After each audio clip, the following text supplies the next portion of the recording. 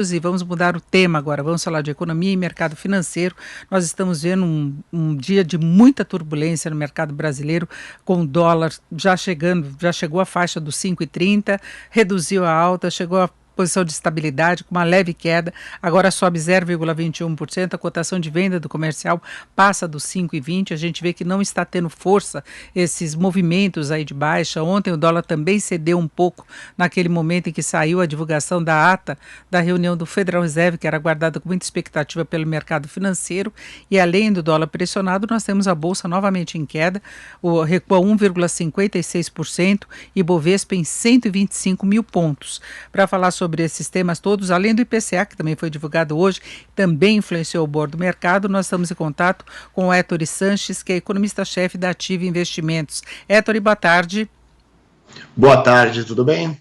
Bom, Héctor, a gente vê que passou aquela fase aí de calmaria do mercado, né? Junho foi um mês muito favorável, julho começou pressionado demais, nós tivemos o dólar até testando aí o piso dos 4,90 e de repente virou tudo.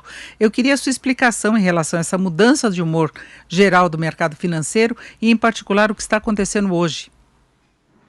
É o mesmo motivo, né? O que vem puxando o câmbio hoje e puxou ao longo desse mês, naquele patamar que você citou de 4,90 agora para 5,20, é o humor internacional. Está ocorrendo uma aversão maior a países arriscados, né? A ativos arriscados, e o Brasil é um deles, todo mundo na expectativa de que haja uma saída de recursos daqui, e aí no final das contas você vê esse fluxo indo embora, ou pelo menos a expectativa de tal, e aí nós já vemos a moeda brasileira apanhando, né? O dólar se fortalecendo, mas se fortalecendo globalmente. Não teve algo específico brasileiro, apesar de toda a nossa confusão aqui, que motivou tal avanço.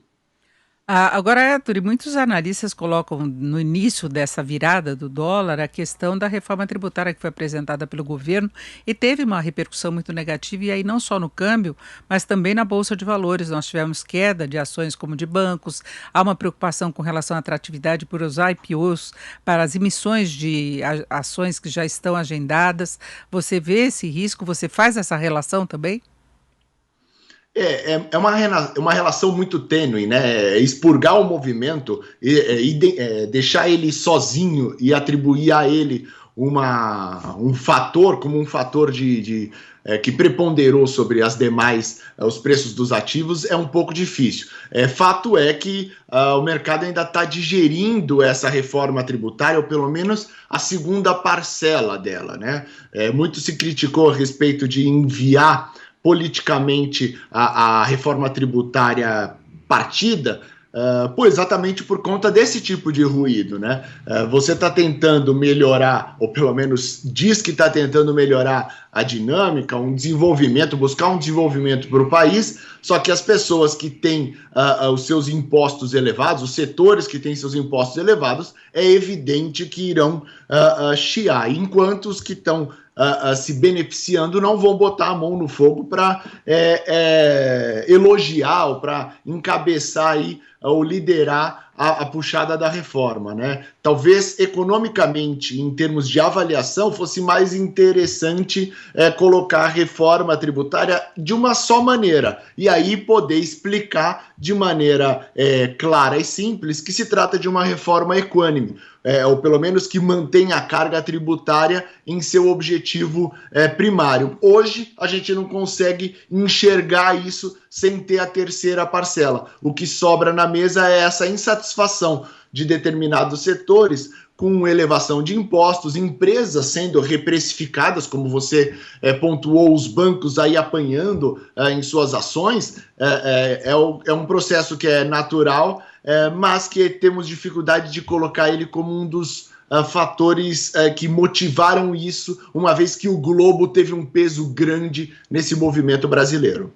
E hoje no mercado internacional nós temos preocupações, não apenas com relação a questões técnicas, mas a própria pandemia, né? Alguns países em alerta com a variante Delta, e aí traz preocupações com relação ao próprio processo de retomada das várias economias.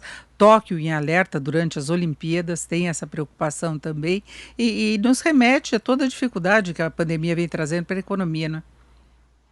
Exatamente. O mercado, quando sente medo, sente receio de alguma coisa ou acontece algum evento inesperado, há uma corrida para um lugar seguro, né? Então a gente sempre assiste o dólar se fortalecendo, a quem corra para o ouro, a quem corra para Treasury, né? Você falou do Federal Reserve, para os títulos públicos americanos, né? Então o mercado ele acaba reagindo dessa maneira mediante ou a um fato conhecido e aversivo, como é o caso da pandemia e essa variante que vem impulsionando o número de casos lá na Inglaterra. Felizmente, por enquanto, ainda não temos óbitos em resposta a esse avanço dos infectados, mas é só o temor que ele vem causando em países que, em tese, já estariam imunizados, né?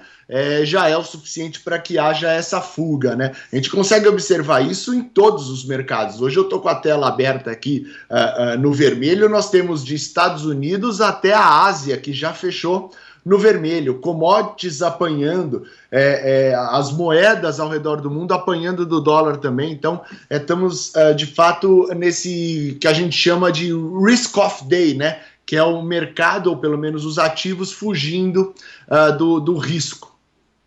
Agora, como é que entra o IPCA que foi divulgado hoje, que veio um pouco abaixo das projeções do mercado, alta de 0,53% da inflação oficial no mês de junho, acumulado em 12 meses em 8,35%, é a maior variação dos últimos 3 anos para o índice, ele continua alto, não é? Mas qual foi a repercussão que teve no mercado nesse comportamento? A repercussão ela foi relativamente positiva. Por quê? Nós estamos assistindo o IPCA surpreender sistematicamente para cima.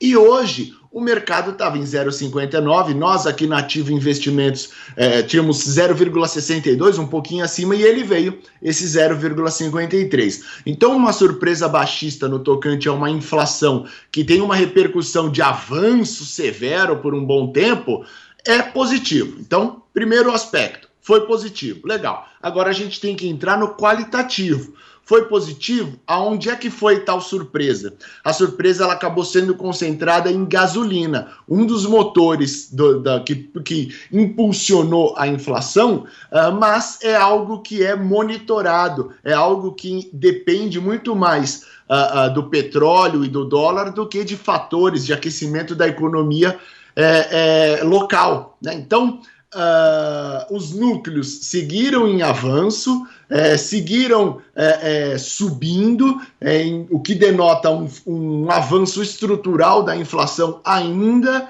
e então essa surpresa baixista acabou não sendo tão positiva quanto poderia ser. Ela é positiva, a gente nunca pode esquecer que surpresa inflacionária para baixo, num cenário no qual a gente tem mais de 8 em 12 meses, acumulado em 12 meses, é sempre positivo. No qualitativo, poderia ter sido um pouquinho melhor, uma vez que a estrutura de inflação segue em avanço.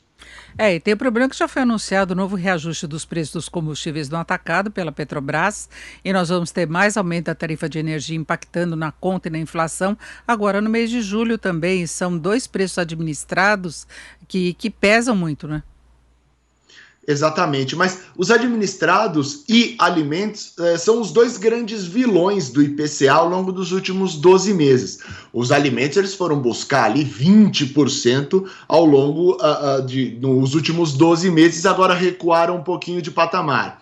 Os administrados vão buscar aí seus 15%, né? Então a gente não está falando de uma atividade, né, que é robusta, que tem um aquecimento forte. Por quê? Porque essa atividade ela se reflete em serviços, que o acumulado em 12 meses está em 2% apenas, é muito baixo para serviços, e bens industriais. Isso expurgando o efeito da alta do dólar, né? Então a atividade ela está fraca, e nós estamos com uma inflação elevada, que é o famoso pesadelo dos economistas e de qualquer governo, né? Uma inflação que é persistente, está elevada, uma atividade que está já ruim, com desemprego ao redor de 15%, e um Banco Central que se vê forçado a elevar o juro, porque tem o compromisso da meta de inflação, e vai acabar batendo cada vez mais na atividade.